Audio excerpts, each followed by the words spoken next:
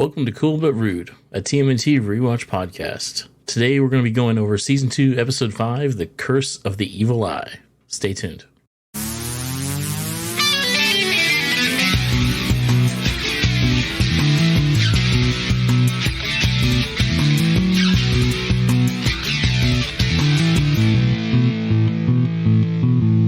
All right, I am your host, Christopher. I'm Robert. I am Mike. And today, like I said, we're going to be going over The Curse of the Evil Eye. It had an original air date of October 29th, 1988. And thankfully, this might be bringing the conclusion to this, what is it, Eye of Sarnath? The Eye of Sarnath arc. The never-ending story. Yeah, that's so all over the place. But before we get into our episode, I think Robert wanted to talk about some swag he picked up, a little bit of a super surprise. Yeah, I've got some more swag to share. Swag. So coincidentally, our last episode was about Shredder's Revenge, of course. About, I don't know exactly when, but when did the base game come out? Was it about a year ago? Yeah, I think so. Okay, that's what it feels like. So when it came out, or shortly after it came out, limited run games started taking pre-orders for physical copies of that, as well as a big collector's edition box set. And the collector's edition box set was too cool for me to pass up, so I pre-ordered it, and it just came in, what was it, like a week or two ago? It was like right after we recorded that episode, this came in. So, a little bit more Shredder's Revenge talk here.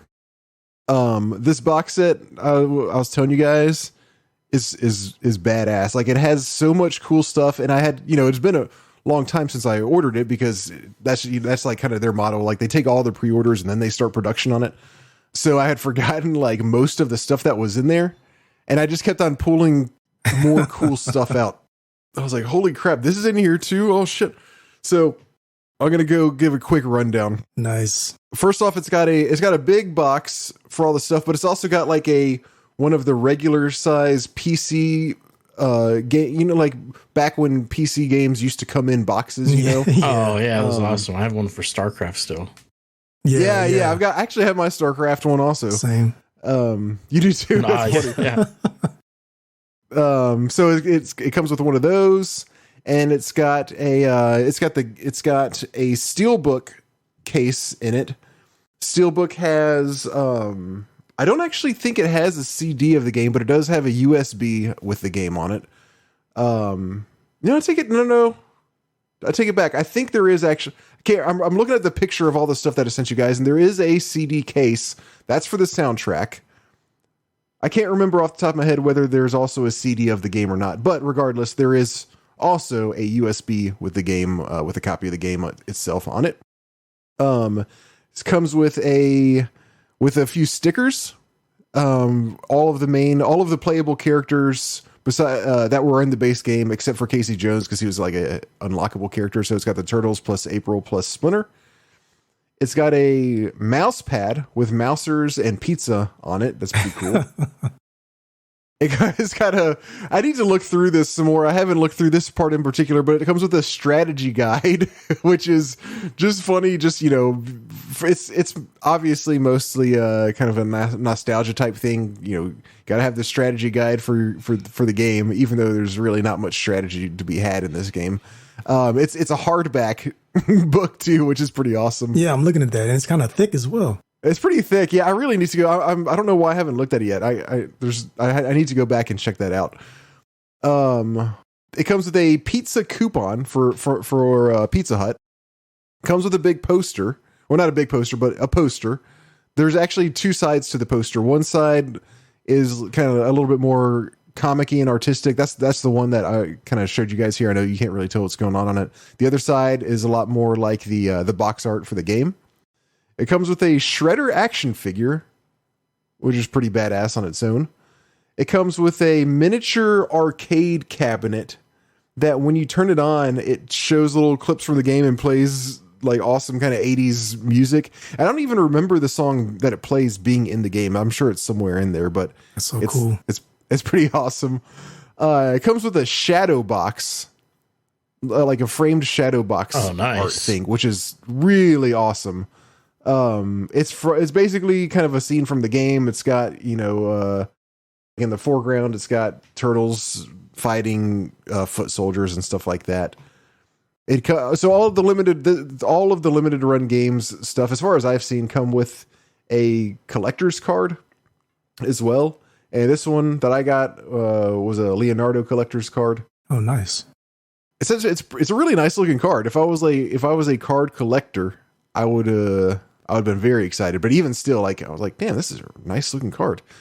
Am I leaving anything out? I think that's it.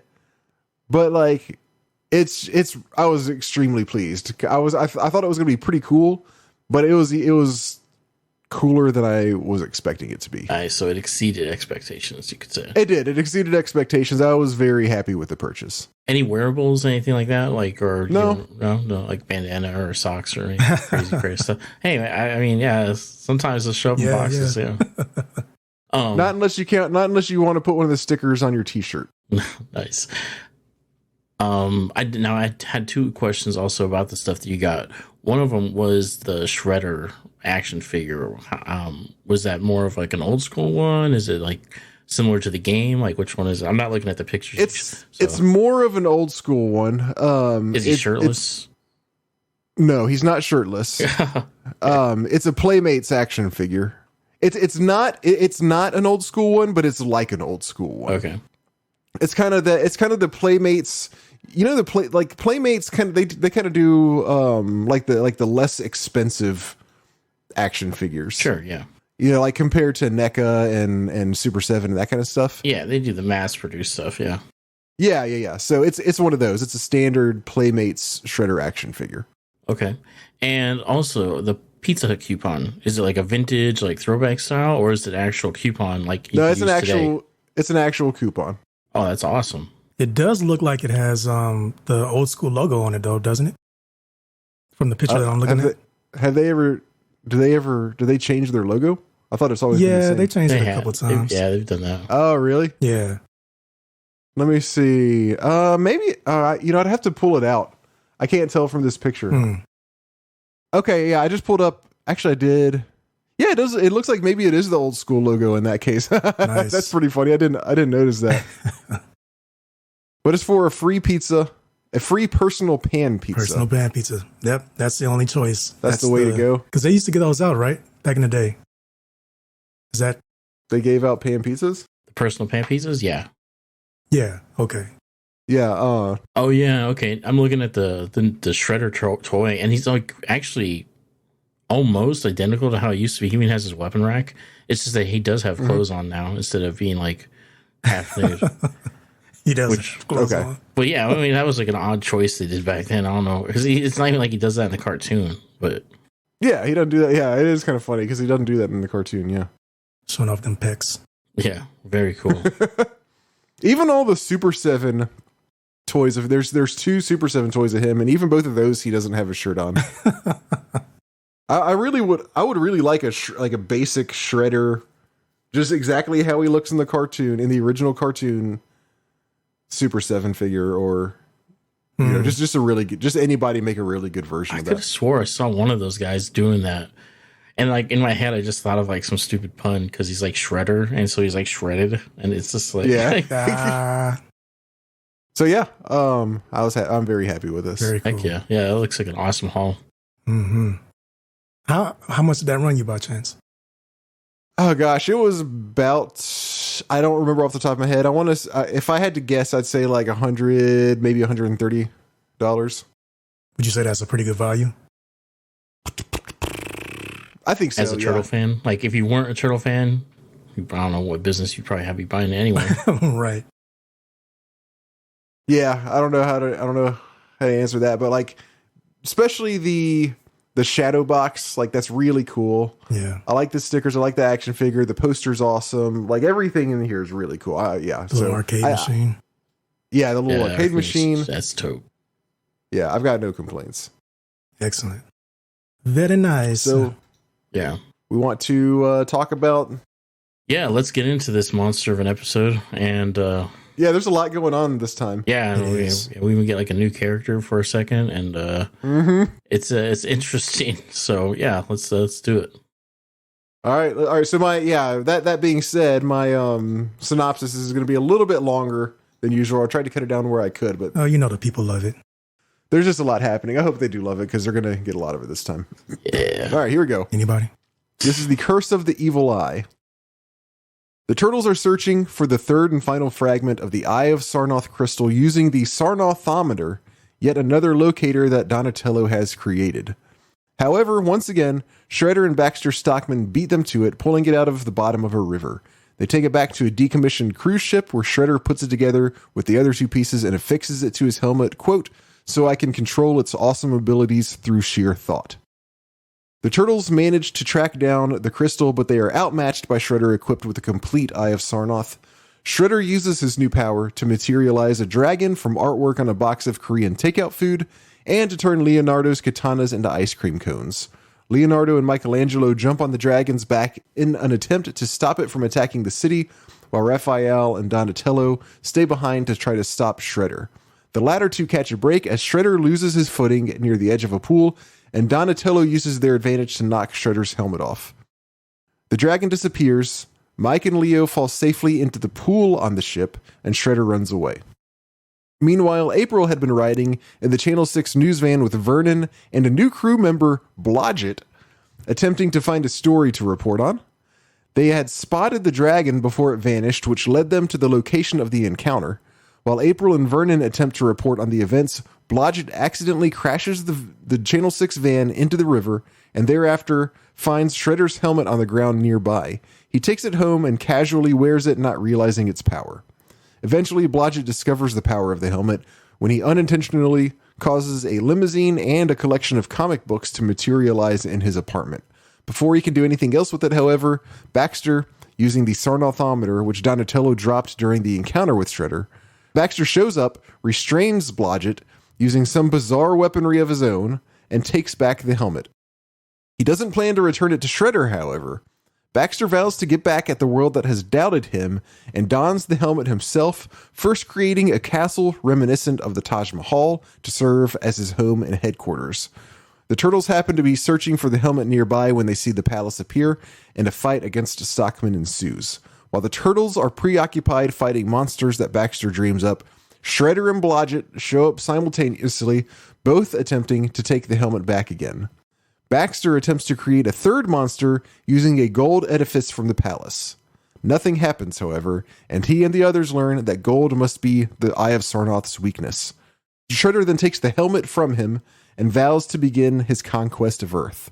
April has the idea to borrow ancient golden shields from the city's museum to arm the turtles with so they can have a chance against Shredder. With the help of these shields and the turtle blimp, the turtles tackle Shredder. When this happens, Shredder's helmet falls off and comes in contact with the Sarnathometer, which he had found after Baxter discarded it earlier. Unbeknownst to anyone but Donatello, the Sarnathometer was designed to cause the Eye of Sarnath to explode if the two come in contact with each other. He explains this to Shredder, and Shredder throws the device and the crystal into the water just as they explode, destroying the Eye of Sarnath and bringing an end to the Sarnath saga. Hooray. Good grief. Good grief. That's about right. Wow. We finally made it, fellas. We made it. We finally, I cannot believe. So I think when on the last episode, or, the last episode, I said, I don't think this is ever going to come to an end, or I don't think, maybe it'll come to an end, but I don't think we're actually going to get any closure. But I was dead wrong. We got complete closure and resolution on it. Mm-hmm. We did. I guess one thing we did learn is that evidently Shredder came back and got the second crystal after the last episode, because remember, they left it in the computer, right? And then the turtles also left it in the computer and just left. So I guess that means Shredder came back and got the second crystal. He's had the first one for a while, and yeah, so now he got the third one, soldered them together, right? Yeah, and And so, yeah, we did actually get some closure to the Eye of Sarnath arc. Yeah, thankfully, because I was wondering when this was going to end. But yeah. So this episode, it starts out, like you said, with the turtles. They pop out of the sewer, and they're wearing these odd, like, construction worker disguises. Because they got, like, and I say odd because it's like they're wearing, like, coveralls. But they have, like, these Amish kind of, like, beards. Like, it's, like, only the beards. There's no mustache. And it's just, like, them. And they're wearing, like, I think sunglasses and, like, hard hats. And they're looking around with this new Sarnathometer. They're, like, and they're not having too much luck. Like, it's working like a charm, like it's supposed to. But, like, they can't find it yet. But before they can find it, it cuts over to the ocean. And you got, like, Shredder standing there looking like the Gorton fisherman. Waiting on Bat. Yeah. He's got a classic kind of fisherman yellow rain suit. Yeah, hat, just coat, boots, like head to toe, like straight up. And he's just sitting in this like little like dinghy. And Baxter pops out of the ocean in a diving bell. And he gets out. Like an old school diving suit. Like what? Like how dated are these guys? It's like, look. He pops out. And he like presents like, oh look, master, I found the crystal. And he's like, what is this, you idiot? And it's just a fish that he caught. He's like, well, he was faster than I was. He like squeezes it out of the fish, or like the fish just like coughs it up, and he like tosses it. And finally, like now Shredder's just like, yes, we have all three. And the turtles, meanwhile, are like checking out their tracker. Notice that like blip, it's gone. Like they no longer have a signal. And come to the realization that Shredder probably has it. And like they're like, oh man, like we gotta get to it before he actually starts using it. And like Michelangelo laments, like, oh, it'll be like a total like Mondo bummer. Which I don't know, I thought he put it pretty well. Mondo bummer. That's a nice one. And then like Shredder and Baxter take the fragment back to the dilapidated for sale, like Andrea Doria looking ocean liner. Yeah. And yeah, like you said, he like starts soldering this thing together. But before he gets to soldering it, Baxter's like, oh yeah, we did it, master. We have the stone. We can do this. He's like, I have the stone. You're getting lunch, bitch. And Baxter's like, he's all like grumbling under his breath. He's just like, all right, treat me like this now, but just wait one day. That's like one of the first times I think he said something like that, isn't it? Yeah. I think he might have mentioned something in the last actual episode, but like you can tell it's like now it's starting to it's getting thin for Baxter. Inside of your stuff, Shredder. Yeah. Yeah. You call him a bitch like 13, 14 more times. Right. Also, Shredder's soldering it with no eye protection. I want to point out. Oh, not even he's got his helmet off because he's soldering it not only together but then soldering it onto the helmet. Yeah, he doesn't even have his mask on. He's doing this like straight up raw dog. Mm-hmm. And man, he's doing it while he's talking to Krang. And he like yeah. He's got Krang, he's like got Krang on a video call while he's sitting there soldering. And Krang definitely is starting to like develop some sort of emphysema or like asbestos issue because he's this like, man is struggling. Yeah, he is like he starts to call like and just right from there he's just like, finally you didn't screw up, Shredder. And he's just like, shut up, like I got this thing, I'm gonna have all the power now. And he's like, and somehow he knows like how it works, like without even like there's no instructions to this, or isn't he wasn't even there for the prophecy or the warning. He just knows that like if he solders it together, which is, I'm like, what a decision. Yeah, like soldering is the way to go. Like that's the conclusion he came to, and onto his helmet, and that he can control things with it, like manifest things with it. I was like, man, you were really like, just like us making a lot of assumptions here, but it worked out because as soon as he did, he starts, he's like snapping and cracking. Yeah.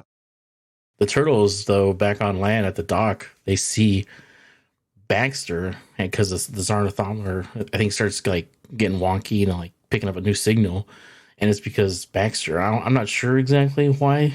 Like, is it like did the radiation rub off on him or something? Or he's pretty close. I just figured they were close enough in general, right? Because he's really close to Shredder when it goes off, and he's just the one that they happen to see, right? I guess. Well, it was. I don't know. Maybe I misheard, but one of them, I think Donnie, who had the tracker, of course. I'll tell y'all right now, I'm not saying Sarnathometer for this whole entire episode. That's too much. I flipped the tracker like real quick. Yeah, for real, man. But, and maybe I'm wrong about this. It seemed like Donnie said, I can send Shredder. And he said it in a way where it's almost like not the tracker that was tracking him, but like he sensed him.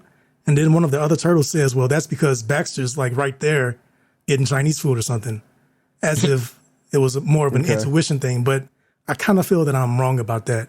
Did anybody pick up on that?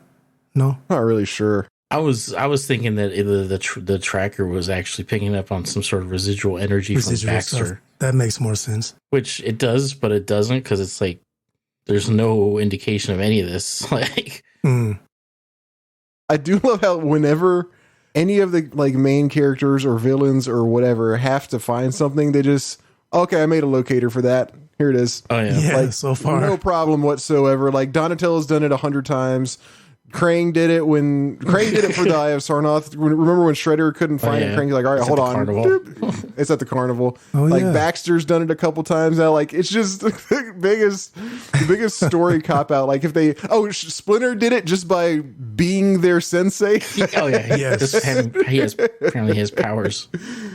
Whenever they have to find something, they just make the thing that they just like, okay, I can make a thing that does it. All right, got it. It's a good point. Yeah, that is interesting. Ghost in the machine there. So yeah, the turtles see Baxter chilling, and he's like walking along. The little tracker thing starts popping off on him. But before they can even do anything, he sees them because he's got like these. This part's weird. Some badass like glasses, and he like clicks it, and like he can see behind him now. He's like a Google lens. Yeah, that's what I wrote down. So. Yeah, he clicks a little button and his glasses basically turn into rear view mirrors. Yeah, and he's like, which is kind of the most pointless thing because he could just turn his head. Yeah, but if you're like trying to do it without them knowing you see you, exactly. I mean, that's the idea to be slick. But is that worth it? Like, why does it matter so much if they know that you see them? I mean, if you're a bad guy and you're doing bad stuff, and then you got Ninja Turtles, and they got Ninja Turtles on you. But think about it. They are the bad guy.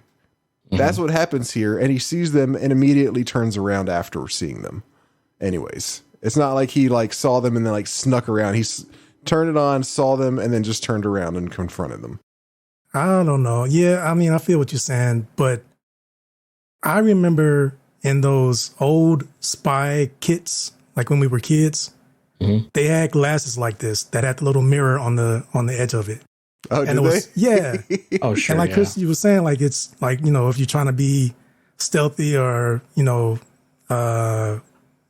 inconspicuous, you don't want your pursuer to know that you're pursuing, that they're pursuing you, so that you can kind of get the advantage. And in this situation, I feel that he used the glasses in order to turn around and make this point blank accurate shot. With this miracle weapon that apparently takes clothes off of people. I don't know what that was all about. I thought that was I was awesome. about to ask. That was my next question. Evidently, he has a gun that just makes people's clothes disappear because he shoots. Yeah. That's the first thing he does. He turns around when he sees them, shoots them with his gun, and it makes their disguises come off. Like just evaporate. And just to let everybody know, this is not the weirdest gun he has. Oh, no. Man. Just preview. Oh, of course. Ooh-wee. So the turtles now are totally like outed because their crazy construction Amish worker disguises are gone.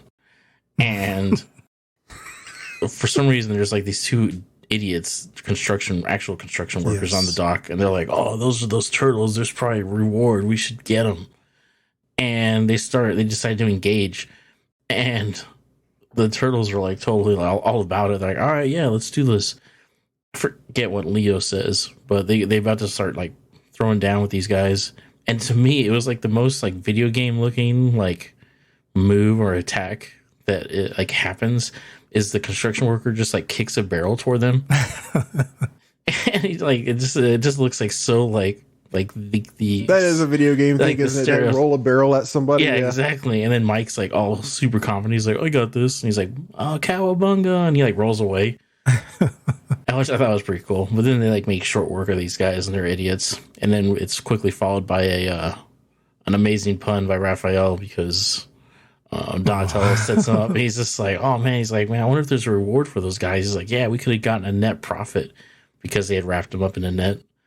Yep. Fantastic. Then all the turtles grown. Great. Yeah, they grown. Yeah, even the turtles are like, don't know about that one. And then Leo is like somehow like annoyed, and he's just like, okay, enough with the comedy. Yeah. It's stay on task, guys. Yeah, it's like, you need to calm down, okay? Like, yeah, so they go and find Shredder and confront him. And it's at that point he like uses the stone and he turns Leonardo's swords, his katanas, into ice cream. And for some reason Leonardo is like grossed out by this. He's like, ew. Yeah. Ice cream cones. Ew, yuck. Does he say that? I didn't notice that. Yeah.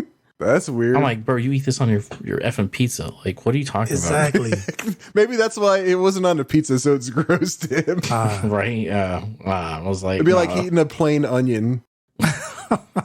I mean, I guess. So this is ice cream, but yeah, I just knew at this point Leo was gonna be on his bullshit, and I was just like, okay, like, I guess why nobody likes you, okay?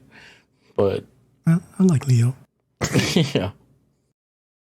Then they go ahead and Shredder goes and creates like this badass like red dragon, and they get Leo and Michelangelo end up having to go after it, and like they end up riding their way into the sky. And Mikey gets the tail, and Leo is like on its neck or on its back. Yeah, Mikey's on its tail, and he eventually stops it once again by throwing his nunchucks at it. Yes.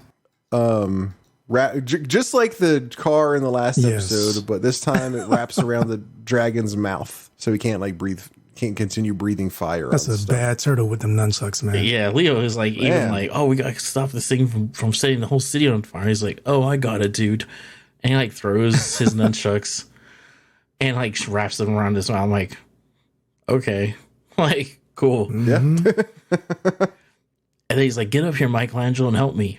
And like crawls up there with him. And in between this, like, we get introduced to a new member of the Channel 6 crew team. Blodgett.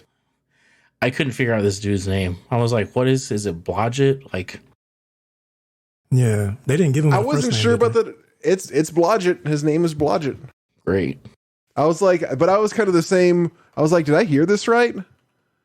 But sure enough, no, it's Blodgett. And they never gave him they never called him by like a first name, did they? No, they even call him Mr. Correct. Blodgett too, like April calls him. Oh, does she? Yeah. That's funny. Blodgett. Everybody, I love this guy. Oh, this dude is a weirdo. So he's made out, just to, real quick, he's made out to kind of be how'd you describe him? Just like a kind of a loser type. Yeah, it's kind of like Woody Allen. Like everything, he kind of like goofy. Like everything he does, he kind of fumbles. Woody, that's what he looks like Woody Allen, but like his character Allen. is like he like messes up everything he does. Basically, this dude sucks, and he's got like some weird like thing with mommy. It's weird. I'm glad you noticed that. Oh my gosh, it's got a weird thing with mommy, which we'll get to. Yeah. So, and he's like, Vernon obviously treats him like, you know, like a toadstool. And he's just like, he's like, you will do as you are told. It's like that is not your job to question us. You are going to do what we tell you to do. And your job right now is to drive this van. And he's like, okay, Mr. Vernon. And he's just like, just sit here in the van while we go do stuff. And of course, he can't follow directions to save his life, almost literally. As the dragon's like flying by with the turtles on it, for some reason he decides to chase it. I was like, all you had to do was sit there. It wasn't even like the dragon was coming in to like crash into him and he was moving it. It was like he's like following this thing. So I'm like, what are you? He's like following it, and as he's driving, following it, he's not looking where he's going. He's just like looking out the side windows and everything. And you know, everybody's having to jump out of his way. Yeah, and he's like, Vernon is just like, Blodgett, you coward. He's like yelling at him. And he's like, you know, off and like doing something stupid. And back on the ship, Raphael and Donatello are having to deal with Shredder. And Raphael gets disarmed because Shredder zaps his size into like snakes or something. He's just like, oh crap. And isn't that what happened? Like it was a snake? Yeah. I thought it was, is that what it was? I thought it was, I thought it was flowers in my head, but yeah, he did the flowers earlier, and then his second sigh. Who did he do the flowers to? He did it to Mikey, didn't he? No, it was Raphael. He turned his first sigh into a bouquet of flowers. Oh, wow. Oh, okay. And then he did the snake thing, yeah. On the second one? Wow, so... Yeah, so now Raphael's out of, like, they're arguably the best fighter, has no weapon. And Donatello's, like, trying to call out shots. He's like, what are you talking to me for? You're the one with the weapon. Yeah. And then, that's when he, I think he throws his bow at him. Yeah, once again, we have Donatello throwing the bow staff. Yeah, and he knocks the helmet off. Yeah, because Shredder kind of steps on the edge of the pool and starts to slip. And he kind of like loses his balance. He's like, does this kind of like, whoa, whoa, whoa type thing, a classic, like cartoon thing. And then Donatello throws his bow staff and knocks his helmet off. Yeah, the Shredder like ability like is so inconsistent. Like he goes from being like this amazingly capable fighter that can like totally smoke the turtles to being like not aware of his like footing. Exactly. So, yeah, he's got a lot of talent. He just doesn't have the details down, I guess is what it is. Yeah, he missed that part of like training. And then meanwhile, Leo and Mike are still dealing with this like red dragon. And now that Michelangelo's on the back of it, he moved up from the tail, it starts sinking. It's like dropping down. And Blodgett's still following it. But at this point, the helmet's been knocked off of Shredder and the dragon like vanishes because the things that are manifested apparently only exist while connected to the crater. So now the turtles are free falling. Like, shh. And I think Blodgett just isn't paying attention and he just drives off the pier. Yeah, he's not paying attention. He's still doing the thing where he's driving, but like at full speed, but not looking forward. He's looking out the side windows, like back and forth, trying to find the dragon still, I think is what happened. And then he drives off a pier, drives the van into the water and yells, "Mommy!" and jumps out of the van. It was like just in time. Did he even try the brakes? I mean, he had plenty of time.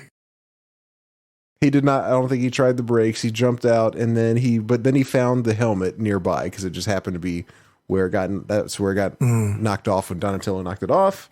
Blodgett gets the helmet, and then he went home with it. Yeah, and then Mike and Leo fall into the pool that was intended for Shredder, basically, and they all hightail it out of there because the NYPD is about to show up. Oh, that's right. Yeah, the cops come, so everybody gets out of there.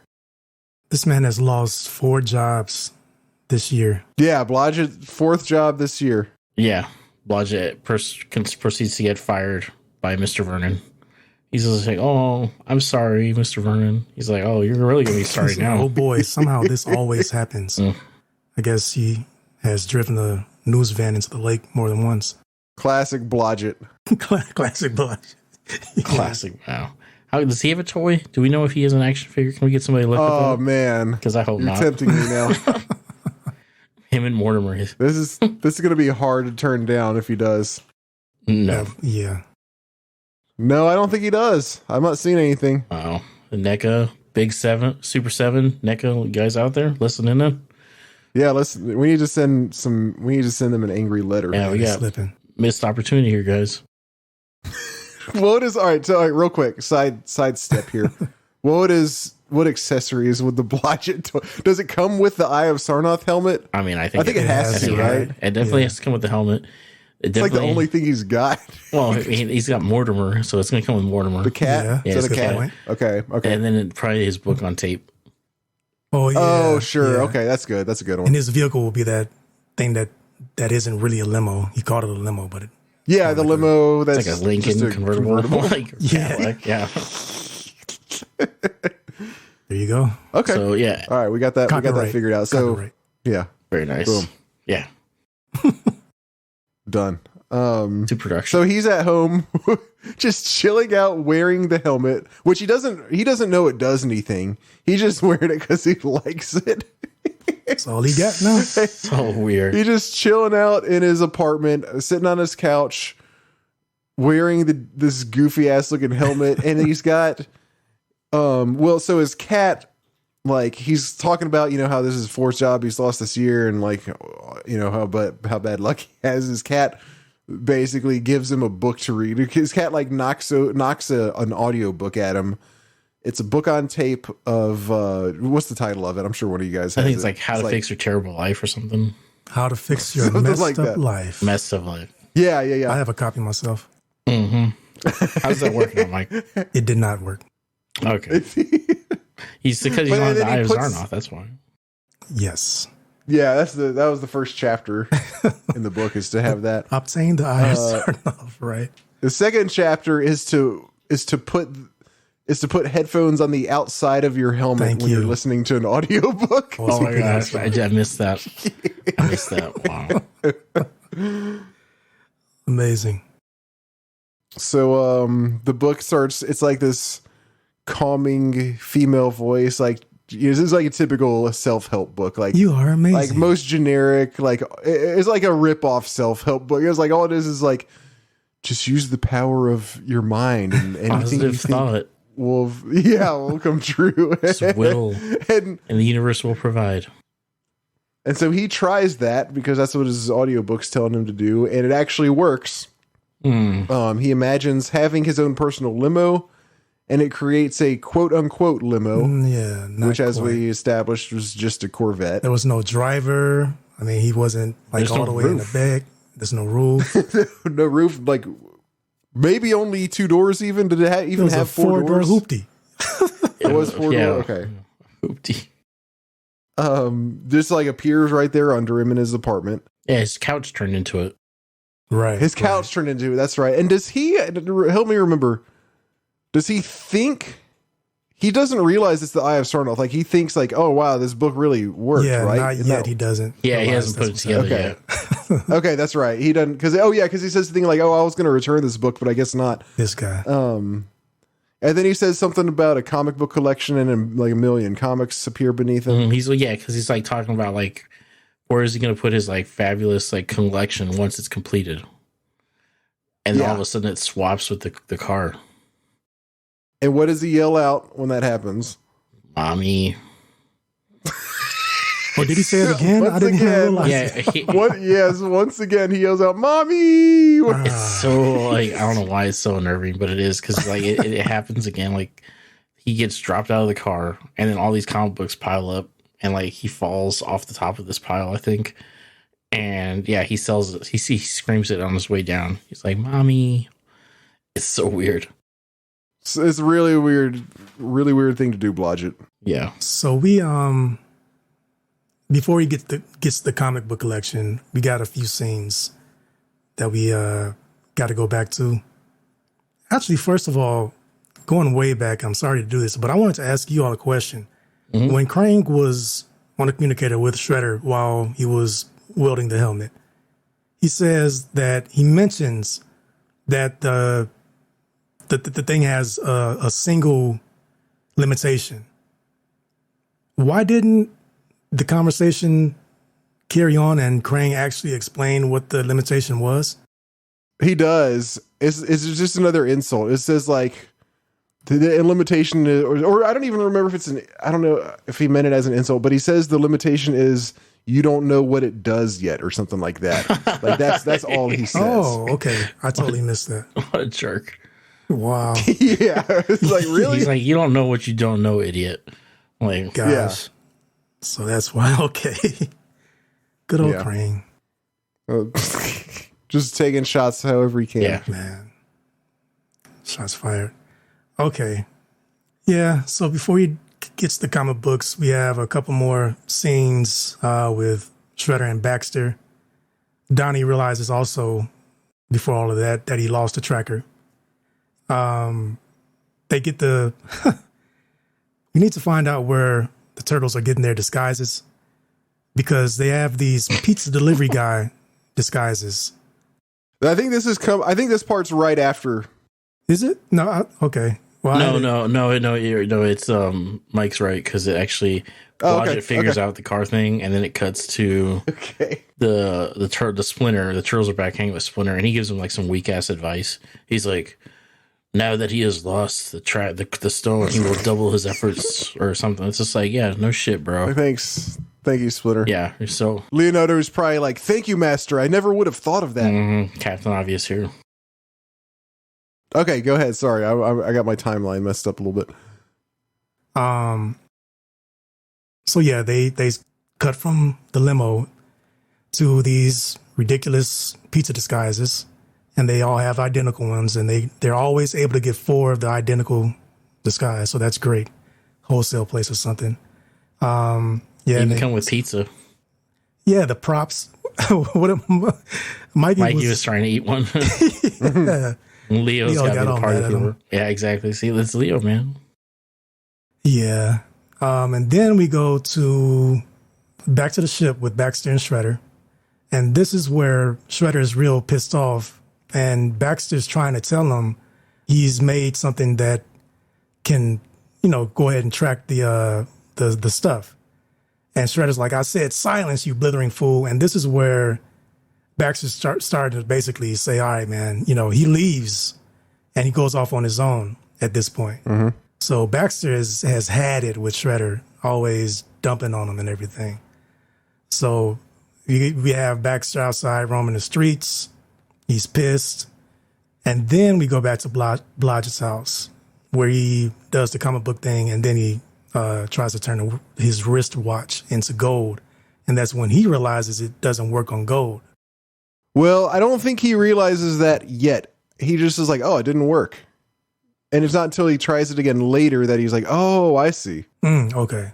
Well, see, like, to me, that scene, like, it reveals, it's almost like, okay, so maybe you're right, because it's like, because Blodgett's sitting there, and he's like, oh, I can just make money, he's trying to turn his watch into gold, and it doesn't do anything. He's like, I wonder why it's not working.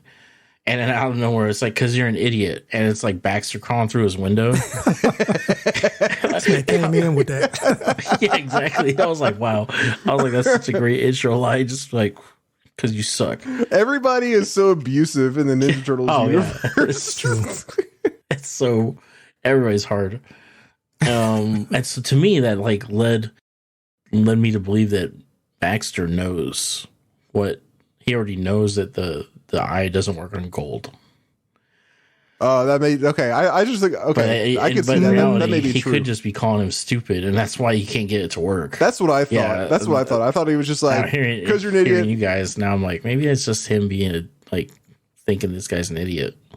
But see, he uses it. He tries to use it later on that whatever Taj Mahal's. What is it called? A minaret. Minaret. Okay. Yeah. I was trying to hear what he said and I couldn't make it out. Minaret. Okay. But yeah, he tries to use it on that when Shredder confronts him later on, and he's like, "Oh, it doesn't work or whatever," because he tries to use it, and so I don't think he realizes it yet. Because I was wondering, I was like, why did he do this? And again, he knows better, but so now it makes sense. The scene makes more sense. So yeah, he comes in through the window. You're an idiot. And he busts out this awesome gat, this whole yeet cannon. Bro, what is this thing? Coolest gun yet. Yes. Coolest gun yet. Right, one of you, please. Robert, explain Mike? This thing to us. Okay. So he pulls out this gun, and Blodgett runs and hides under a table. He does not yell out "mommy" this time. He probably should, though. Right. This is the time. Yeah. He shoots the gun, and what happens is a giant foot, like the whole leg basically comes out of the gun and wraps around and kicks Blodgett out from under the table. And at the same time, a giant arm with a big hand on the end comes out. What does the arm do? It wraps him up in something? In a rug. Wraps him up in a rug? Yeah, that's right. It rolls him up in a rug. Yeah. And then it's nobody questions what the hell, Baxter? Wait, explain this gun, please, right now, because he just uses it and then runs off, and that's it. No mention of the gun ever again. No. Even Blodgett's not what the hell was that? It's probably the single weirdest thing that's happened in the whole series so far, right? Down. His hand and leg gun. And I'm thinking, I was this dude was just a mouse exterminator, inventor. It came up. Meanwhile, he can and like nuke your clothes off of you and create trackers for like alien debris and arm guns. He needs to be the boss if he's making stuff like this. I mean, he's like on Krang level. For real. Yeah, it really is. I mean, this is some...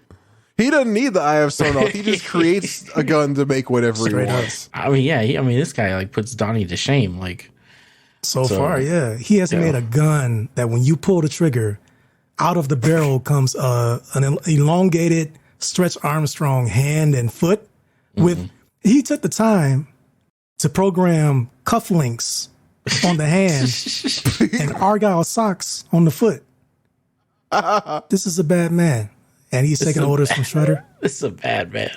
You don't just make stuff like that and be somebody's lackey, man. We've got to start that. We talked about this offline a little bit. Doing a power ranking. Oh yeah, this is definitely going to boost his power ranking. Oh, this episode definitely got him some street cred because it's like nice. Yeah, I'm like, nah, this guy, don't sleep on Baxter. No, man. Hell no.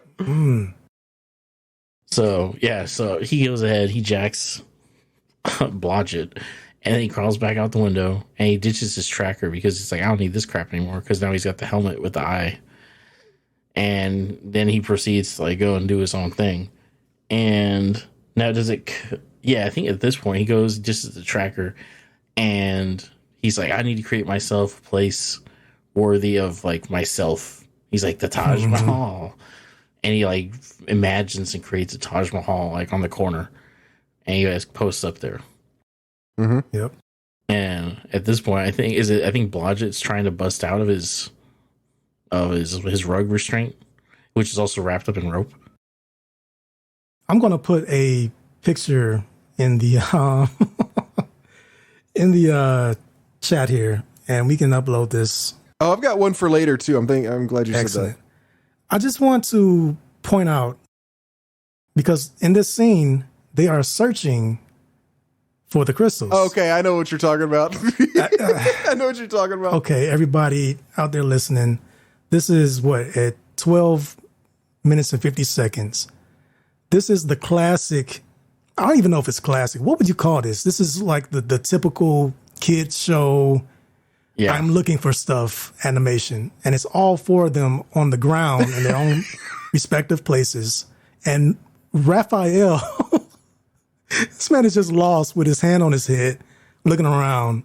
And they're all looking at what's obviously bare ground, looking for the crystal. I love it. No. What's makes it even funnier? They're looking for the whole helmet. Oh, the helmet! Wow, and that's the worst. They even say something about like, "Where's the helmet?" They're looking at little cracks in the ground. Yeah. They got these pizza delivery costumes to go outside and like hands and knees look through cracks in the ground for a helmet, and they're not even spread out. No, they're all within like a foot of each other.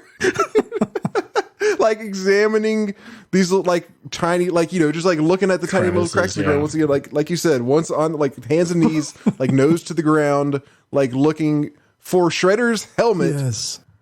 Wearing pizza. Like, what were the pizza uniforms for? Why? What was the whole point of that? And having to have pizza, and specifically having to actually have the pizza in the pizza box. And it's like, how convincing are these uniforms considering there's nothing on their feet or their heads?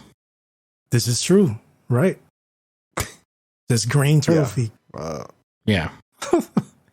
They obviously don't mean anything because this is when they see or whatever. When Baxter makes the big Taj Mahal looking thing, I guess it's not too far away and they can see it like transform or whatever, because they go and stand, all four of them stand next to this crowd who are also in amazement at the spectacle or whatever that Baxter's doing. And they undress right there in front of everybody. And there's a guy standing in front and there's a little girl who turn and look at them and nothing is said. It's just some turtles who were in delivery costumes have now revealed themselves and stripped in front of us. Okay. Mm-hmm. Nice. So yeah, I don't know what the purpose of the costumes were in the first place. I have no idea. No. Oh, and Leonardo wouldn't even let Michelangelo eat the pizza out of it, and for no reason. Yeah, it's like they had to He stay. just wanted to ruin his fun. Go straight method over here. Yeah, I loved that part. It was quite nice. Oh, hold on, sorry. I do have one more note on that. Evidently, they did this for 3 hours, searching for the helmet, is what they said. These guys are idiots. Wow. In that position. That one same space. They right probably crawled like 5 feet over 3 hours. Right. Oh, dear. So yeah, man, what a part. The turtles, they would come back. We eventually end up back in Blodgett's, and he's like so wrapped up in the rug, trying to get free, which has been tied. So honestly, like if nobody had come and visited or found this man, he'd have died in that rug. His cat would have eaten him alive. Yeah, his cat would have just started chewing on him. But thankfully, at this point, his cat must have just been fed or something because it was willing to rescue him. And like jumps over there, and this like cat, like I've had cats, and they aren't capable of this. It's like this thing just like sits there and like chews on this knot and like rips it apart. Like it's this Gordian knot looking thing, and destroys it with like this thick ass rope. And then like he breaks free and like tosses the cat aside. It's just like he did something, didn't he? I'm like, you're a dick, dude. Like, oh wow, like you are a loser. And then he's like now like all like think he's like hard. He's just like, I need my helmet back to like get my life back. And he finds the tracker now. I take it you don't like Blodgett very much. I do not like Blodgett. No. Man, what did Blodgett do to you? Dude. I mean, you saw the same episode as I did. Yeah. So it's just like he finds the tracker and now he's going to try and be all like hard and go get his helmet back, or what he thinks is his helmet. And I think it's at this point the turtles go ahead and they find the Taj Mahal and they find Baxter and they start having a showdown with him. And he's just like, not so fast, like, I got it. And he looks ridiculous wearing this thing. Yeah, and he goes ahead and he creates this like goo monster, which is like, it's just a giant clay face looking goo monster. Which is really weird because when you can create whatever you want, I think we've established. However, it does take, of course, it does take your thoughts. And kind of when Shredder did it, he looked at the box of, I think it was Korean takeout food because of the flag that was on it, but whatever it was, he looked at the box with the dragon on it and he made the dragon come out. When Baxter does it this time, he looks at a billboard with a cowboy on it and the giant blob monster comes out of that for some reason. What? Yeah. Wow. Yeah. Good point. Yeah. So I don't know what's wrong with this man's head. He's like, oh. Maybe that's just commentary on Baxter just being like a madman. Like he sees a cowboy and he's like, the first thing he thinks of is blob monster. Clayface, yeah. Yeah, Clayface. And this thing is like badass. And it's just like, and the turtles think they're like, oh yeah, like it's a pretty good monster. Yeah, this thing is cool. It's big as hell. And it's like, oh, they're gonna like charge into it. And Mike, like, I got this, guys, don't worry. And he's like Blob throws like goo at him. And of course it does a thing where like captures your hand and like sticks you to the wall. And Mike's like, oh, never mind. Like, so he's out of commission. And then Leonardo's just like, it's okay, Michelangelo, I got you. And he starts like hacking at it. He starts like whacking, but he yells it in he it's like he tries to do the most heroic. Yeah. You caught that too. Yeah. He goes, Don't panic, Michelangelo. I'll set you free. Yes. And like the way you just like the animation. Yes, his hilarious animation. Yes. He's just like flailing at it with his sword. Look like a little kid or something. Yeah. And even Raphael was like, okay, Paul Bunyan or something, or Abe Lincoln. Abe Lincoln. Yeah. Abe Lincoln. Oh. Good stuff in this one. That was a little... Yeah, this one was awesome. And then, like, shortly after that, like, the monster gets Leo. So then he's trapped against the wall. Yeah. There's, I wish that I knew how... I've got to figure it out. Maybe I can do it in post, but there are some ridiculous sound bites of yelps and exclamations. Oh, yeah, I caught a couple of those. I got one at 1552. Yeah. What? That's exactly what I wrote down. What was that, man? I don't know, man. I mean, I gotta figure it out so the audience can hear what we're talking about. Oh, it's yes. Bad. Please. Yes, I want this in post because this, yeah, you got to hear what we're hearing. Well, we'll get to it. But so basically, all the turtles at this point get their asses whooped by this goo monster. And like, of course, Baxter had made this silly like comment. He's just like, I'm hungry. Make me turtle soup. I hated that. I hated the lip smacks. Oh my gosh, that pissed me off. I hated it. That's funny. Yeah, so he's like, so he beats the turtles. Like, the turtles got beat. So, but thankfully, who saves him? Not April, not Splinter, not even our new friend, Blotchet, Shredder. So Shredder rolls in, and he's just like, Baxter's just like, oh yeah, he's like, I'm gonna do you like, I don't like that idiot Shredder could ever. He's like talking mad trash about Shredder. And he's like, okay, I'll be sure to put that I'll be sure to say that at your eulogy. And he's like going in there basically intending to kill this fool. And he's like, oh crap. And the goo monster goes to attack Shredder. And Shredder's just like, man, get the hell out of my face. He like shreds the goo that comes at him. And he like starts fighting the goo monster. I was like, this is badass. But I was like, okay, cool. So to me, yeah, he came in guns blazing, so to speak, you know? That's a good point, though. I didn't think of it from that perspective, that he pretty much did save the day. Oh, yeah. Wow. Did you all hear, again, I've been getting things wrong lately, but a little bit before Shredder showed up, I think Baxter was talking to the turtles, and he was basically saying, you know, I'll let you go. Oh, I just want you to... What did he say? Like something, I just want you to admit that I'm better than Shredder or something like that? Oh, I don't remember this. That's right. It was not exactly, but yeah, that's what he was saying, that Shredder was going to say at his eulogy. He's just like, tell me I'm better than like, okay, like whatever, and I'll let you live. And Shredder comes in, he's like, I'll be sure to say that's your eulogy. And it's just like, you like traitorous, whatever. So basically, does that mean that all Baxter wanted was some credit? At the end of the day, I think that's all he's ever wanted. I kind of feel like that. Man, some recognition. What a story. That's relatable, actually. Oh, yeah. Yeah. Toss him a bone here, but no, nobody ever gives it to him. So now he goes ahead and goes psychotic. Yes, as is the way. And then Leo eventually frees himself, and then he frees Mike. And then while they're freeing Raphael and Donatello at 15:52 marker, everybody, pay attention, because Donatello makes an incredibly odd noise.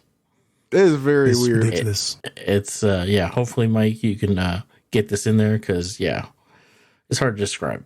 Yeah, definitely. Is this the one? There's one very feminine noise that they make. This is the way, yeah. Yeah, there you go. It's just like, I was like, wait, who said that? I was like... Right, is April here somewhere? Donnie, what's going on? Yeah, I was like looking down at my notes for a second. I looked back up and I'm like, wait, what? Like, I thought it was just the turtles and Shredder and Baxter. But yeah, sure enough, it's Donatello getting pulled out of the goo by Leo, and he makes this very girly sounding noise. And at this point, Leo calls him back up. Like, he just like pulls out his comm and like dials somebody. He's just like, oh yeah, I'm calling him back up or whatnot. Like, okay, move. Yeah. And Baxter goes ahead and he creates a lightning monster now, because, you know, he's dealing with Shredder and his goo monster, and now he's got a lightning monster or electric monster to fight the turtles. And basically around this time, Blodgett shows up, and he's over here. Blodgett stumbles in. He stumbles in. He's demanding the helmet. And I think he's gonna do something. Yeah, exactly. Well, basically, yeah, like he's gonna do something, because he rolls up on Baxter at the same time. He probably still doesn't realize. He probably still thinks he can just do things with his mind. Yeah, this stuff works. Right. And like at this point, it's as he's rolling up on Baxter trying to get his helmet back, Shredder jumps through the fucking goo monster, kills it basically, and he like shows up, and he's like, "Out of my way, wimp!" And he like backhands him out of the. Toss that man in the pool. Yeah, just like it's like dispatched. It's so easily. And the turtles are over here trying to like use like a they're like struggling with this lightning monster. Like the turtles are not having a good day. Like they're struggling here. That's true. And they're like, we gotta like use like insulation. So they use the rug, which I don't know. I mean, it's been a while since I took any kind of like science class, but I wasn't like, how is this insulation? I was like curious about that myself. Yeah. So if anybody out there that listens knows how a thick rug would fight an electric monster, let us know. So they go and they're about to go like get the monster and like, try and like subdue it with the rug. And at that moment, Shredder like points his finger and like just pokes Baxter in the forehead. What was that move, man? Was that like the finger poke of doom? The finger poke of doom, bro. Yeah, exactly. What did he do? I don't remember this. He pokes Baxter in the forehead, and like Baxter basically goes dies or goes unconscious, and the helmet falls off. It's like boink, and he's like, and just falls over. Did they make the sound effect too, like the boink? I think they did. That was hilarious. Oh my gosh, that's awesome. Yeah, and so that was the end of Baxter's done at this point, and Shredder gets his helmet back. And so the goo monster and the lightning monster die. Yep. Wow. So then they're like, what do we do?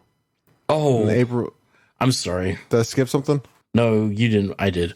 Before he got poked in the forehead, this is where I got confused earlier. Baxter tries to create, he's like, I'll just make another monster. And he tries to use the helmet on the gold minaret. That's when they figured it out. And then Shredder's just like, that's its one limitation. Gold, you idiot. And like, takes him. Jack. See, that's why I didn't think that Krang had told him when they were on the phone, or on the communicator. Because Shredder just now realized that was the... Oh, you were thinking that Krang knew it? And that he told him off screen or something? No, I was wondering why he didn't tell him at all. Oh, I see. Okay. Yeah. Man, if at this point, Krang just wants to see Shredder fail. It does seem that way. No, yeah. Yeah, even if it's at his own detriment, it doesn't matter. Yeah, he's got a bone to pick with Shredder, so. Mm-hmm. But yeah, now Shredder's got his helmet back. He's got his helmet back, and he says that he can now like begin his conquest of Earth, and he says, first, destroy the interstate bridge. Like, what? That'll do it. How is this? Yeah, how is this? What does that have to do with just about anything? And he flies off on a magic carpet. Yes, and he flies. He does. He does. He flies off on a magic carpet. But right before that, yes, he has this thing about trapping the turtles in like containers and like causing them to crush themselves. So. It was a plastic bubble. Yeah, he like willed a plastic bubble into existence and like had to like just drop on the turtles. And now they're trapped in that. And then he goes ahead and he does a little Aladdin exit and takes off. And then, he takes off on his magic carpet, which is pretty cool. Like, it's the coolest magic carpet exit probably ever, right? I'm pretty sure it is. And then luckily, Splinter and April show up because it was Leonardo, right? Who called him earlier? Yes. Yeah. Was it Leonardo? Yeah, okay. That was who he called earlier when he was like, I got to call backup. And they show up and it's got the typical expositional like, oh, I'm glad I called you guys for backup. Thanks for like something like that. April's like, oh, we can help him, right, Splinter? He's just like, maybe. Yeah. He says, I will try. Once again, yes, really not confident Splinter. He's like, well, I'll see what I can do. Yeah, you gonna find out. I don't know. Like, and all he does is he just taps the bubble with his walking stick with his cane, and it pops. Now, are we to assume that because all of the turtles had their weapons, are we to assume that could not have been done from the inside of the bubble? That's the way I took it. Because otherwise, maybe they couldn't reach their weapons. Maybe they couldn't reach. Maybe they just didn't think about it. If they couldn't think about it, then they got problems. Like, yeah, right. In my head, well, yeah, I don't know, yeah, but in my head, it was like, yeah, you can't bust it from the inside. Okay. I'll give them a pass on that. Nice. So yeah, and then I think it's this run here where Donatello reveals that Shredder has both the tracker and the helmet, and so that he's basically a flying time bomb. Boom. Yeah. Which I didn't understand this part. Like, why was this designed this way? Why did you? Who did this? Like, when was this a thing? Like, was this just like a random thing? It was just like a consequence of having them together that nobody knew about except Donatello. So Donatello made it, right? He made the Sarnathometer, correct? Yes. So he made it. Okay, so he made that. I guess so. Yeah, he made it. Or like you said, I never considered the fact that maybe like the way you make it, it's unavoidable to have it, you know, like it's just a byproduct of whatever method was used to make it, is that, oh crap, if also you gotta be careful because if they come in contact, it blows up. Maybe that's it. I didn't consider that. I always assumed that for some reason he did that on purpose and just designed it so that it blows up if they touch. So I don't know. It could be either one. Like some don't cross the stream like, that was situation. Really, that's very strange, and it's not explained why or how. It's just like, oh crap, yeah, by the way, they blow up if they touch. Exactly. Thanks, Don. Yeah. It's like, so what happens if you guys hadn't been around when they figured this out? Like, yeah, it'd been curtains. Yeah. So they decide at this point to go chase after Shredder because they got to, like, you know, more or less quote, like defuse the bomb, and they bust out their trusty glider, the turtle glider, which is so awesome. I love any time we get to see this thing. Mm-hmm. And this time the blimp does not have a room in it because they say something about like popping it and it deflates just like a normal very blimp. Clearly. Mm-hmm. Maybe they have different tops to it that they switch out. Trade out. They can trade it out. Okay. This one is ruined. I mean, Raphael put a hole in it with his size, so this one ain't no good no more. Yeah, so, it's true. I'm gonna give you guys a little teaser. This is not related to the blimp, but there's another thing that they ruin and also get back very quickly in a soon to come episode. Great. Excellent. But on their way to get Shredder, they realize that they have to deal with his Eye of Sarnath, and they know now its one weakness is gold. So they get a heads up from April that I think she's got a friend at the museum. Yep. And they pick up some ancient Roman gold shields or something, and they carry those. which I doubt are an actual thing. Because gold is not known for its durability. You know, for its exactly. No, it's not. But anyway, supposedly there are ancient Roman shields at this museum that they're allowed to borrow, but only for tonight. They have to have them back tomorrow. Mm-hmm. And like the curator's going to casually loan these out to like a reporter. Mm-hmm. And then if he did believe her, like, hey, the whole world is at stake, would he really have been like, okay, but you gotta have him back tomorrow? I just remembered the part where April almost bit the dust. Oh yeah, with what happened? I don't remember. Yeah, Mike, go ahead. When they popped the bubble, it apparently it was an explosion when the pop happened, I guess, because the walls crumble and everybody makes it out of there. And Blodgett, good old Blodgett, does this win any points for you, Chris? He saves April. He saves her life. I mean, it's nice of him. I mean, he's definitely still a tool, but yeah. And I thought he was going to get the girl for a minute there, but then here comes Leonardo. We don't have time for this. I'm like, dang, man. Oh, yeah, he totally cockblocked. So, come on, Chief. Dude, it's just like, April's like, oh my God, Blodgett, what are you doing here? He's like, Mr. well, it's a long story, which we don't have time for. Click. Yeah. Oh, yeah, okay, I remember that. Leo just shuts him down. Changed his whole life, and now you done messed him up. That's all. I just wanted to cover that for her. Once again, who did that? Yeah, I know. Leonardo. Okay, just saying. I got a case. This whole episode builds a case against this dude. So yeah, now they're heading on out, and they got their shields, they got their blimp, and they're in pursuit of Shredder, who has now created like some kind of like stone monster army to destroy the bridge. To destroy the bridge, because that's evidently crucial to taking over the Earth. Yeah, and at this point, they go ahead and decide to detach the glider and have Raphael puncture the blimp, mm-hmm. and to go ahead and shut down the statues, his creation, so to speak, in terms of like he blinds them basically. So now they can't see what's going on. And, Shredder's like, oh, he's like, those turtles live. And he like shoots a beam at him, but they have their shields and crash into him basically. Or they jump off the glider and fly into him. Mm-hmm. Yeah. They jump off, bump into him, and he just like kind of falls and drops it, right? And I think he drops the tracker and the helmet falls off.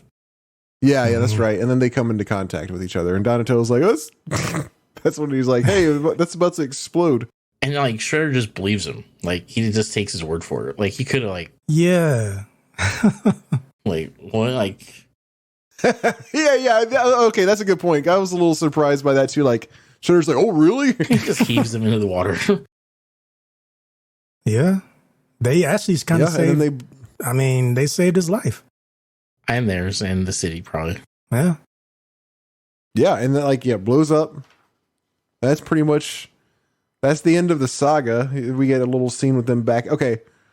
Well, they're not sure. We got because the explosion creates like a giant wave, like a huge like blast.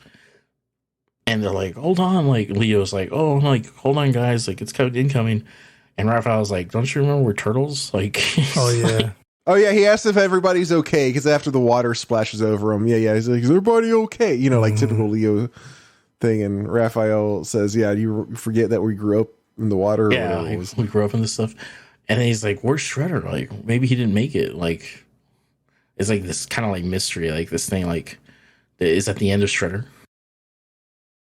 Yeah, of course, Leo's like, "I have a feeling he'll be back," or like there's typical kind of. It's like he imagines what Splinter would have said, and that's what he says. Just some like Splinter lackey. Yeah, pretty much. That's what he is a lot of the time lately, or so far rather. But so then they're back for the like final little lighthearted scene that we pretty much get every time. They're back at Blodgett's place, hanging out, chilling with Blodgett. And they're watching TV, and I'm sure you guys know what we're about to have to discuss. Mm-hmm. They're flipping through the channels. What's Blodgett doing? He's like on the phone. Is he talking to April? Yeah. Like I forgot what's going on. Like there, okay. Mm-hmm. He's talking to April, and like while that's going on, just kind of on the side, Raphael and is it Raphael and Lee? Who are the two that it shows watching TV? Donnie, yeah. Okay, Raphael and Donnie. Flipping through the channels, okay, and it just kind of shows what's on TV that he's flipping through. First, it's like a Smurfs knockoff. Yeah. Then it's a Alvin and the Chipmunks knockoff. Mm-hmm.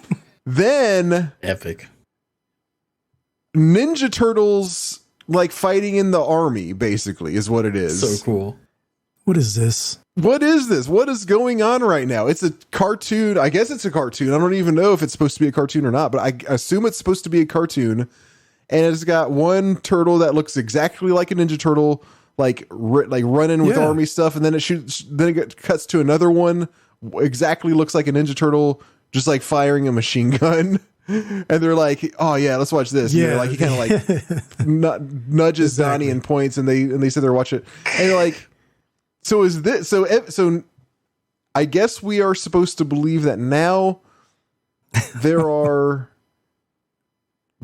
fictional Ninja Turtles within the Ninja Turtle universe, or not Ninja Turtles, but fictional like action turtles within the Ninja Turtles universe that people are now watching, do army like G.I. Joe style cartoons. Wow, they've gone mainstream. They just go mainstream, I guess. It's very bizarre because. You don't know what, like, I don't really know what to make of that. To me, I'm seeing this and I'm thinking about it as you're talking because it's like, I almost feel like it was Donatello that was the army one. And then I was like, I almost remember having that toy because I know there was a toy where one of them was dressed up in like military gear. Oh, for real? Uh-huh. Yeah. Like, yeah, because like there was like an army one and like maybe like a space one. Like I remember Raphael was like a space, like an astronaut. And I remember that. Yeah, that's right. And Donatello, I could have swore Donatello was like the army. He had like a helmet and like fatigues on and stuff. So I was like, man, I wonder if they like copied it from that. I just found it. You found the figure? Yeah, I'll show you. Here it is. So yeah, that was really weird. Oh, okay, it was Leo. Okay. Yeah. Here's a better picture, but well, never mind. I just lost it. Okay. Also, another really weird thing. Did you guys see this picture? Here, I'll send it. I'm gonna send it to our chat right now of this picture that Blodgett has framed behind them when they're sitting on the couch. No. Of like this bear. He's got this weird ass picture of this. Actually, hold on. I got a better one. I zoomed in so you can see it a little bit better. What is wrong with that thing? This weird ass picture of this bear. It looks like somebody drew this bear in pencil and he framed a giant picture of it. It's like it's just a bear like squatting with his arms flailing out to the sides, and at the very top are the letters FTIETIE. Fataitai, I guess.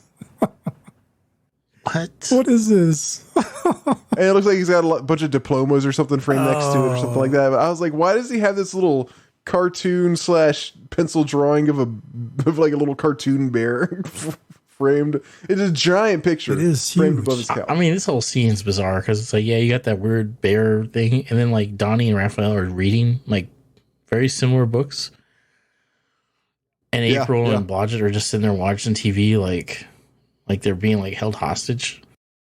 Yeah, they're like very stiff looking the way they're. Oh, and in the first picture you see Michelangelo is also reading that same book. It's a huge couch, by the way. It's a big couch, isn't it? It's like, yeah, the turtles aren't tall, but I gotta imagine they're pretty broad. But yeah, they must be. I'm so curious about various things. I saw that bear. I was like, what is this supposed to be? This like makes more questions than answers. Let's just say his little nephew drew it for him or something. Because it does look like a child's drawing, but blown up to humongous proportions. Speaking of unanswered things, we never actually learned what the third crystal does on its own.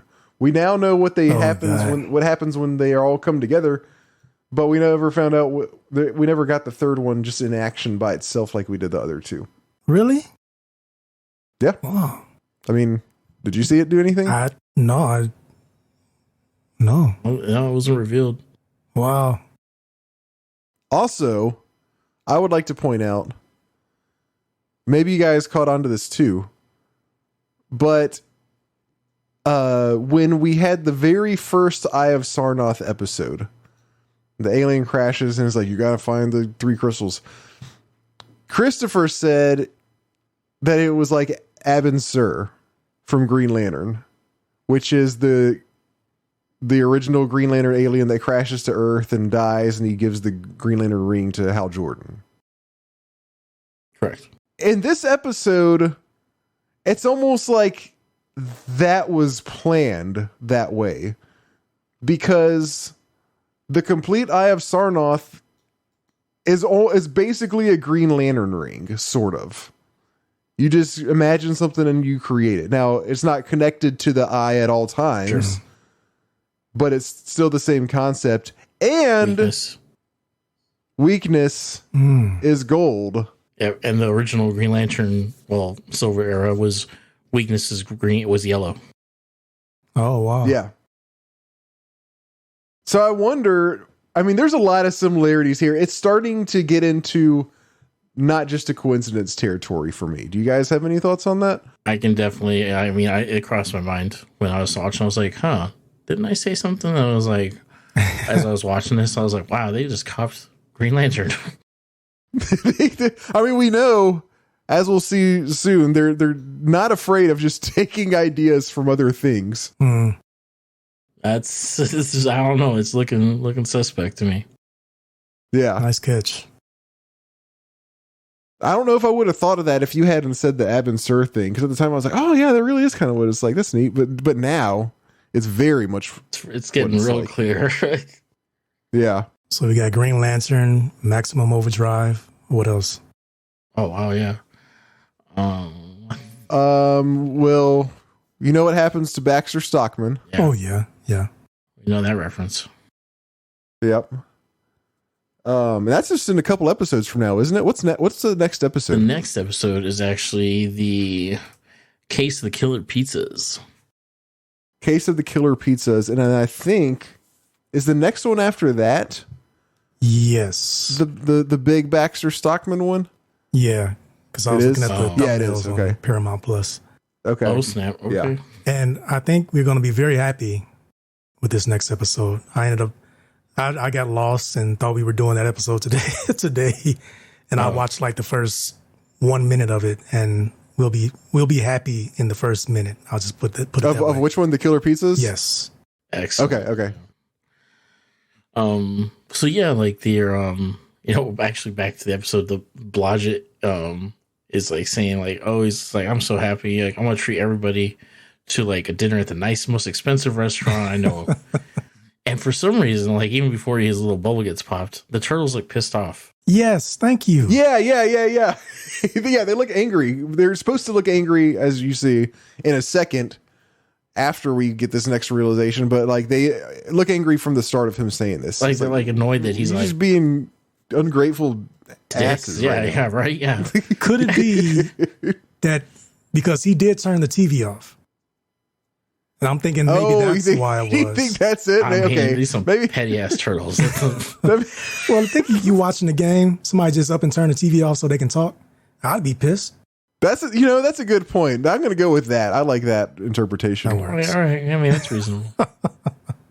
So he's up there. He's like, yeah, making this grand, like, gesture or whatnot. And he's like, most expensive place. And then April's like, well, Mr. Blodgett, like, since you did get your job back, one of the stipulations was Vernon said that van that you ruined is coming out of your salary.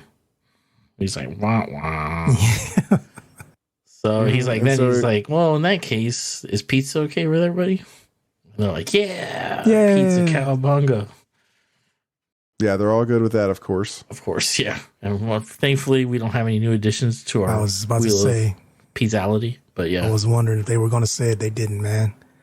I was kind of hoping they did, to be honest. I'm ready for another pizza. I wouldn't be against it. Actually, it's pretty cool. But yeah, nothing. I want to see more creativity. I wonder what else they can throw at us. Otherwise, we might have to start asking our listeners to come up with some cool ideas. That's a dangerous game, sir. That's Pandora's box. I might just be opening here. I don't know about that. But cut that part out. Yeah, there you go. Yeah. Yes, Mike. Back to post. You have the power to do that. Yes. And that's where it ends. Like we get wrapped up with a nice pizza dinner. So, Blodgett did do a couple nice gestures this episode. So, I wonder if he comes back, if he returns, if he's oh man, I wonder if Blodgett ever comes back. I'm not gonna look. We could easily find that out. Yeah. I'm not gonna look it up. I don't remember this guy. Yeah, I don't know the mystery. Yeah, I don't remember this. Honestly, don't remember this. Come back. Blodgett's like C-3PO kind of. I don't know. That's just what he reminds me of. To like April's R2. I don't know if there's actually any similarities. That's just what he makes me think of. Interesting. I think he's way less capable. I'll tell you that. Yeah, I think that's very safe to say. Yeah, I think that's fair. Oh, you know what? So, what? I was just going to say that there's only one mess up in this whole episode. The entire episode. Oh, okay. I didn't notice any. It was so missable, and the only reason that I caught it was because the scene itself was kind of funny to me. It's when the turtles all get back in the van and they're going after Shredder, and this is at 1838, and this is after they've done the whole thing with the bubble and all that. It's a shot of the van coming toward the camera, like an action shot. Oh, actually, I actually did catch this. What is it?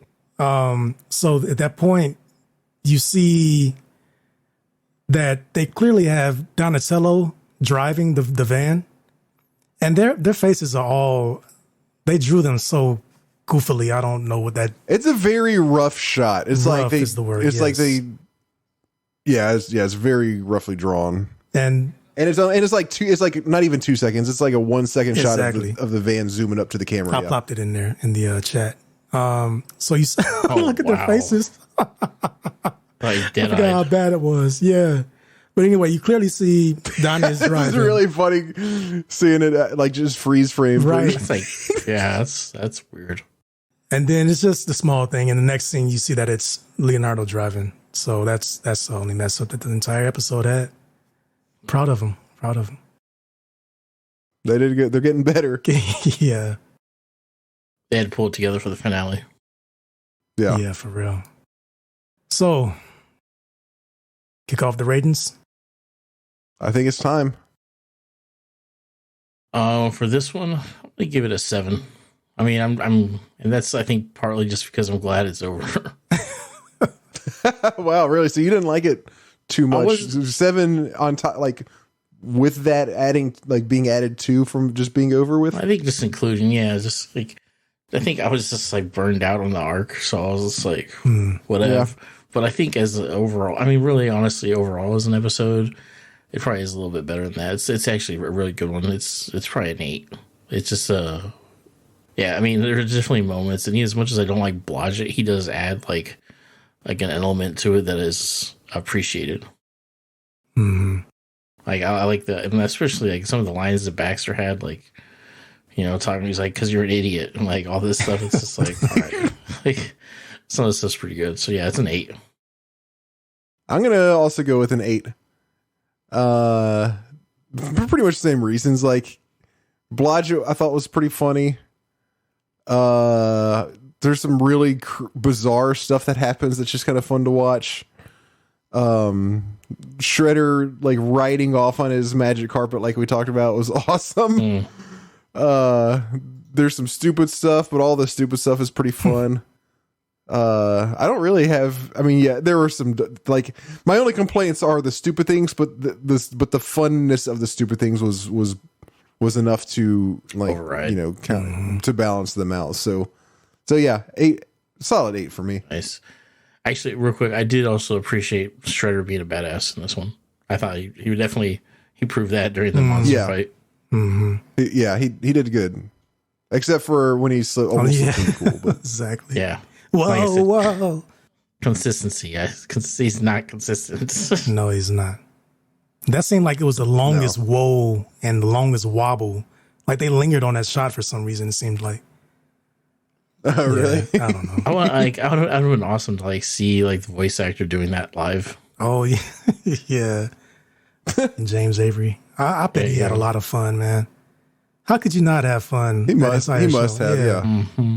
And even the guy doing, I mean, you can tell that he's really giving it his, all his energy and all that. So, yeah, I think so. Definitely. He never phoned it in. Oh, ratings. So I'm going to stay with the 8s. I think that's a solid score for it. All the same reasons you guys said. It's over. The arc is over. And I think I'm kind of with you, Chris. I was getting a little tired of the arc, to be honest. Yeah. Yeah.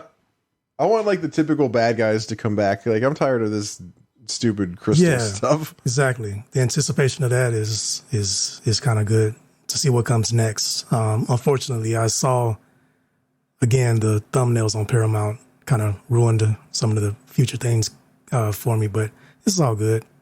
But as far as this episode, I mean, I felt like it was a lot that went on in this episode. It was a chock full episode, in my opinion. And I appreciated that. I never got bored or I never lost, focus. I never, my attention never wandered. And honestly, this should give it a 10. The freaking hand-foot gun alone is worth a 10. Yeah, it's wild. Golly. So, yeah, solid 8s all around, huh? Not bad. Nice. I think that's a good point that it was, there weren't any like slow parts. I keep thinking back to the Mousers episode, which had some good elements to it, like the Mousers in particular, but there was so much just like of them standing around talking like, this is what we're going to do next. We got to come up with, we're going to start manufacturing. Yeah. Just like so much of like talking about their plans and that kind of stuff. Even though there was some cool stuff, there was so much downtime in between, and this was the opposite of that. Right. Yeah, it was like go, go, go. Yeah. Really was. Very cool. All right. Well, also, everybody that's out there, just remember, if you got any suggestions, ideas, comments, pizzas, drop us a line at turtles@coolbutrude.com. I like how you slipped that in there. The pizzas. Yeah. So yeah, always wanting to hear any from our listeners. So yeah, that'd be awesome. Other than that, anything else, guys? I think that's all I've got. Yeah, got nothing here. Far out. I want a Blodgett action figure now. Oh. Well, you know who to write, so hopefully we'll get that along with your ripped shredder, your shredded shredder. And your Tiffany figure, you want it real badly. Tiffany. Yeah. Oh, Tiffany figure. Yeah. Did we look that? Do we find out if there is one of those? She does not have one. No. She doesn't have one. You looked it up so we need extensively, I remember. You wanted the poster as well. Okay. Yeah, wow. Sure. It's all coming back to me now. Blodgett and Tiffany. Blodgett and Tiffany, that could be like a 2-pack, like just crappy side characters. Yeah. Crappy side characters. There's got to be an episode where like Blodgett and Tiffany fall in love or something. Oh, of course. Wow. All right. Well, on that note, thank you everybody for tuning in this week. Next week, we'll be going over season 2, episode 5, The Case of the Killer Pizzas. See you later.